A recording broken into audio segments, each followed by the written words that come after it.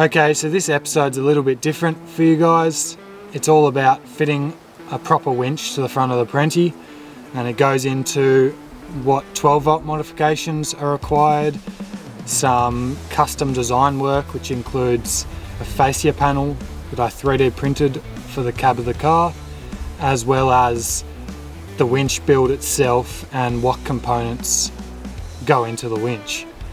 So let me know if these kind of more modification style videos are your thing, and if you want me to do more of them.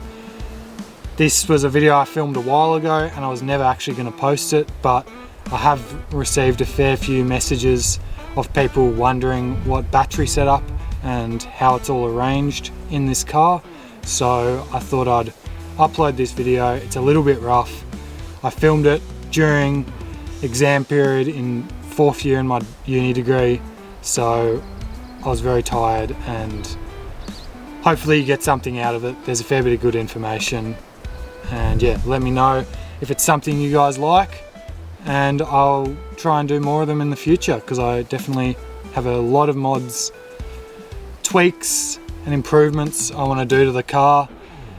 Especially after this big trip, you learn a lot about your setup, and hopefully that can, if I share that online with you guys, hopefully you can learn as well and maybe come up with a few ideas of your own and improve your rig.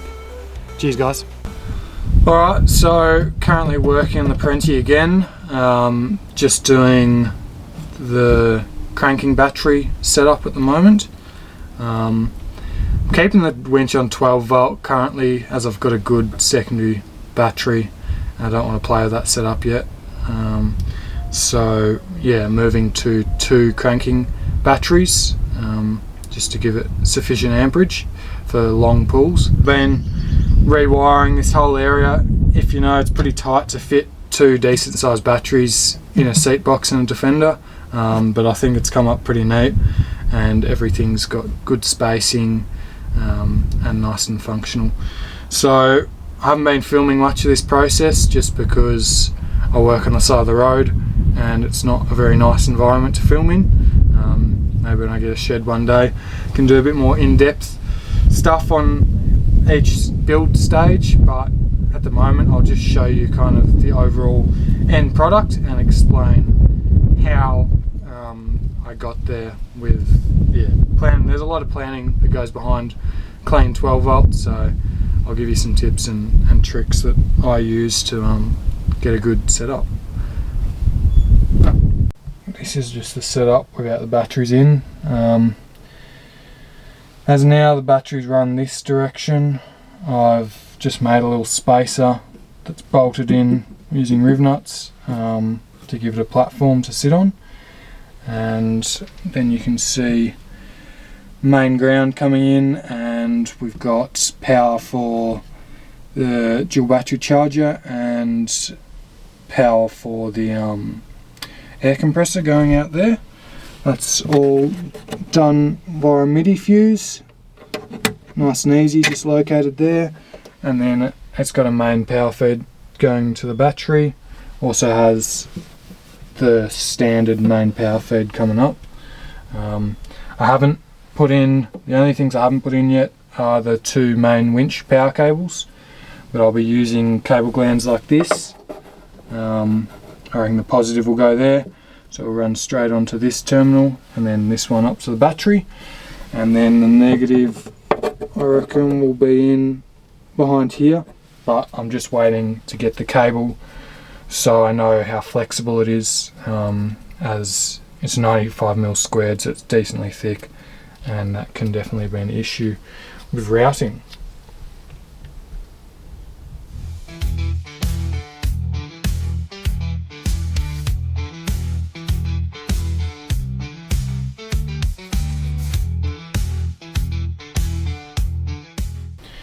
So to secure the batteries in place, fabricated up this little clamp. Now there's actually a fair bit of thinking behind this clamp here with the angles and whatnot, so that once it goes in place, it actually with this back one pulling it down onto the batteries, and these front two actually pulling it forward as well. So just with this one clamp, it actually locks the batteries in very well, and they don't move it around at all. And that's pretty crucial in a four drive, because you do get some big impacts and big angles off road, and if a battery's not fully tied down, you can run the risk of shorting some stuff out and pinching wires and whatnot. None of it good. So yeah. Alright, so that shows it all bolted in. Just a little aluminium bus bar setup linking the two batteries. There is just clearance for the cover. However, on this positive one I will be putting just a piece of rubber across there, zip tied over the terminals, just to avoid any shorting out. But yeah, you can kind of get an idea of how it's all routed in there. Main positives just held in by P-clamps there. But yeah, I'll update you once I've routed in the main power. And yeah, how that will run is from this post around the back of the battery here and come up and connect underneath this bus bar here. So it'll be nice and hidden, and the ground will come around the back and loop up onto this one in this little space here. So it should be good. Just to show you, it's not just clean on the inside, it's also bloody clean on the outside, underneath, and then that's how they run up into the back. But yeah, all riv nutted. Make sure you paint the holes after you drill them in the battery box, because this is actually steel. Where most of this car's aluminium, but yeah, the battery tray is steel and they're pretty prone for rusting out. So yeah, that's how you fit MF95, D31R and a D31L into a Defender or a Perentie battery box. Hope this helps if anyone else interested in this kind of setup, or give you some ideas for your own battery setup, because yeah, you don't see many four drives with this clean of a terminals with all the accessories I've fitted to this. So there's definitely a way to do it. You just got to plan it out and know exactly what you want to run and where you want to run it, and figure out a way that works. So whilst editing this video, I realised I never actually filmed the final setup. So as you can see, it's well proven, very dusty, so it's a good time to show you how it all is. There's that grommet I was talking about for the main winch feed. That one wraps up and around the back here. So I just run that so it's nice and protected and there's no chance of a short. And then the main ground, you can see that orange one at the back, that wraps around and connects in there.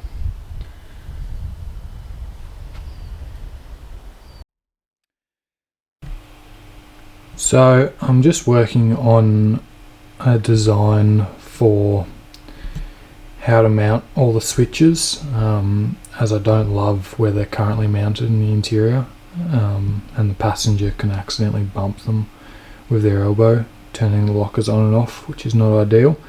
So I'm thinking of making a fascia to sit up in the dash. Now this is on CAD obviously, because I'm going to 3D print this, but yeah, it starts out just as a piece of paper with a few measurements, figuring out the angles and stuff, as yeah, this is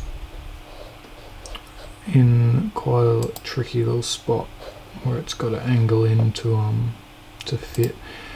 Now a consideration that I'm making is, sorry, it's hard to operate this and look at a camera at the same time, is just checking clearances for the switches, and obviously a fuel gauge, because that's what that hole is there.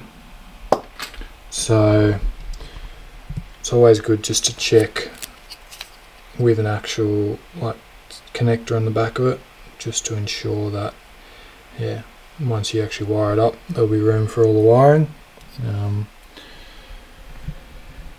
And yeah, should come out pretty nice when it's all made. So there we go.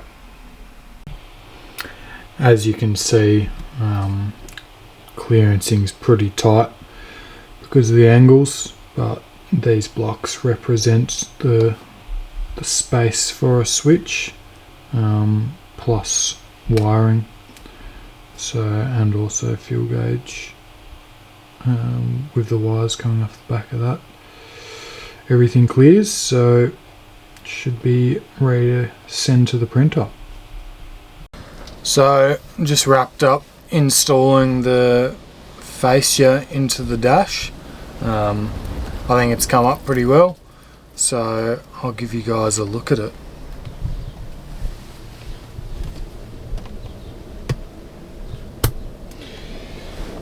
So as you can see, fits in there nicely with all the angles working out. The reason I've angled it in like here is so, because that's my aircon, so to give as much flow, you don't just block it off, then you just get one little vent. Yeah, so on the switch itself, obviously it's got the fuel gauge because I've relocated it. Put in a EGT and boost gauge up there and put that to the center. So we've got air compressor switch, we've got front and rear diff locks, and then we've got up here, this is, oh, why is it gone so dark? There we go. Up there we've got winch isolator, because it's got an Albright like remote switchable isolator, and you'll see this volt gauge comes on when that happens, so that volt gauge is actually taken from the terminal of the motor, so when I'm winching I can get super accurate voltage reading, yeah, right up at the motor, which is what's important. Got air free spool for the winch there, and then we've got winch in and winch out, just like that. So yeah, it's just relocated it nice and easy access. Oh, the lighting is terrible in here, sorry guys. Nice and easy access from the driver's side, keeps all the switches in one location, nice and neat. Before they used to sit in a little box just here, however when you're in the passenger seat it's pretty easy to knock them with your elbow. So yeah, it's a cool little project. Now obviously I've designed the panel part of it, and if you've got a Defender with this dash style and you're interested in one of these 3D printed panels, let me know in the comments and I'll try and get in contact with you, because yeah, I'd be keen to make a few up for people who are interested. Just makes the interior super clean. And obviously you can configure these with anything, even if you just wanted all gauges, let me know and we can possibly work something out. Yeah, happy to design more face options. So this is how it all started, just showing like the kind of design process of iteration. So initially made up just out of a bit of tin because I had some lying around, a bit of a mock-up, to make sure I was happy with the shape and how it fits here in the dash. And I got a bunch of my measurements whilst I was making this one. And then I transferred that over to a CAD model so I could get it 3D printed, like this one here. And then once I got this back, this gave me a rough idea on like if I needed any more design changes. So obviously with the final product, I changed this for a voltage gauge, or like another 52mm spot. And then also when I made this one, I found one, there was supposed to be a section that runs across here, but it was too thin and didn't print very well. It was just like one of these.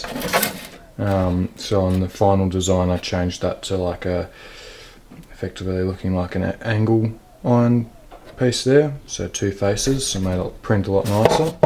And that was needed because of the flex.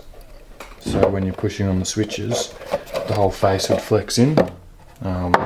So yeah, that's just one thing. A few things I picked up during the kind of prototyping phase, and then how it bolts in is I just got a riv nut. It's an M4 riv nut, and heat it up with a lighter, and then just you melt it through into the plastic, and it sets in place. So yeah. Alright guys, here we go. Let's build a winch. This is the top hat.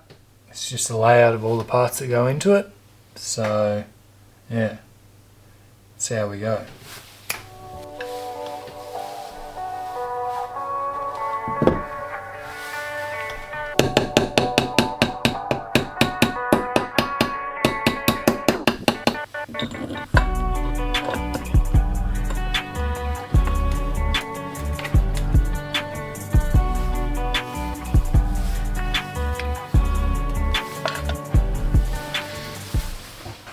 So it's been an absolute fight for the last hour trying to get this motor to go home in the top hat. Just checking clearances. I couldn't figure out why it was doing it, but I think I figured it out. So I measured there's a dowel at the top, I measured the depth of that, and then compared to the dowel that's in the 6 horsepower motor, and this one's a bit longer. So I think that was what was bottoming out in this, and then not allowing the winch to pull home completely. So yeah, if you're building one of these, maybe just double check that, because it might save you a few hours and a bit of hair pulling, because that was bloody annoying. Fingers crossed that fixes it. So we've got all the top hat assembled. It's come up pretty nice.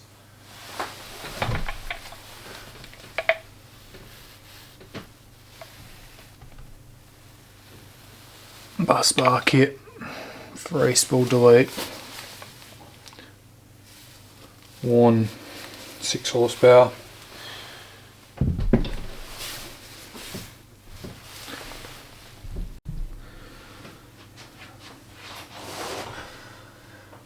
Alright, now we're on to building the lower housing. So we've got Timmy's video up. Excellent resource if you're doing one of these at home. And yeah, let's throw it together.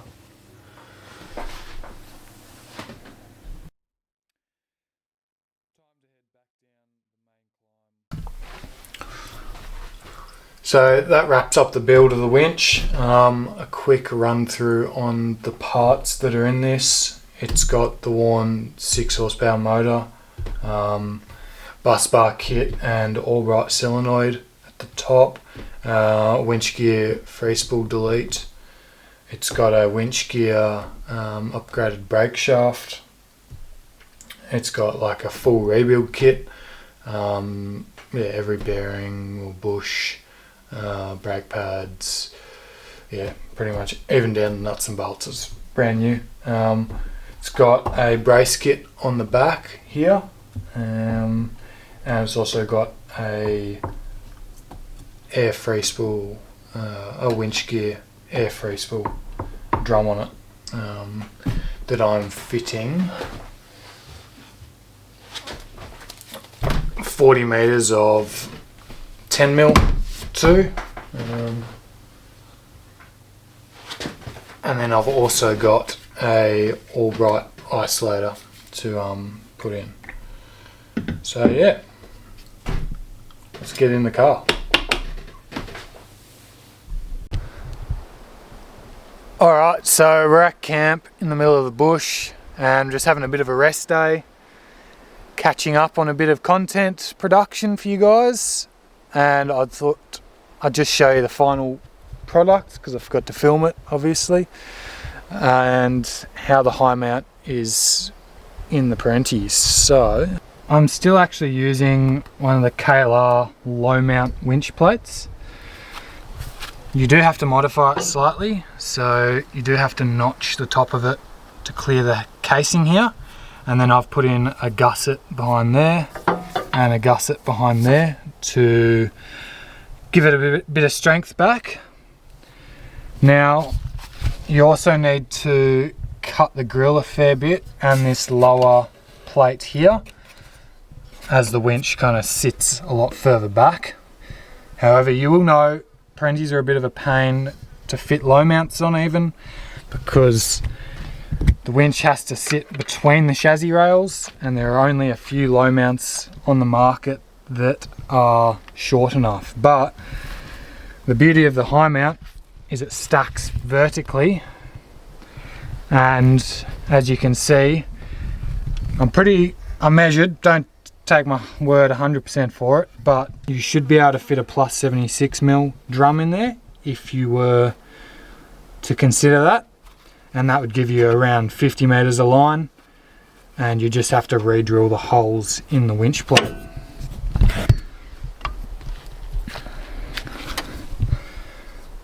So this setup also runs one of the high mount guy brace kits on the back, and with this winch plate you do have about probably 3mm of clearance at the back to the chassis or to the front cross member. So it's fairly tight, but it is possible to fit with small modifications.